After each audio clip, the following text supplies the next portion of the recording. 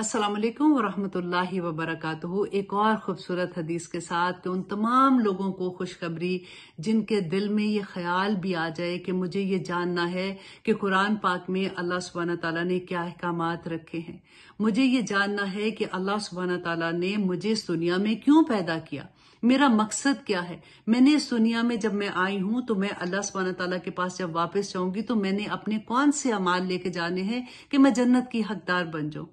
आपको पता है ये सोच आ जाना भी कितनी बड़ी खुशखबरी है, क्योंकि सोच भी तो अल्लाह सुब्हाना ताला की तरफ से आती है ना।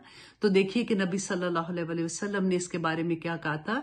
मसनद अहमद की हदीस नंबर 243 है कि नबी सल्लल्लाहु अलैहि वसल्लम ने फरमाया कि अल्लाह सुब्हाना ताला जब किसी बंदे की भलाई का इरादा करते हैं, अब देखिए कि अल्लाह सुब्हाना ताला जब किसी बंदे की भलाई का इरादा करते हैं तो उसको दीन में समझ बूझ अता कर देते हैं।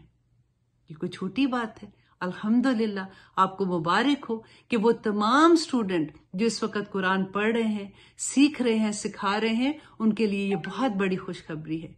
अस्सलाम वालेकुम वरहमतुल्लाहि वबरकातुहू।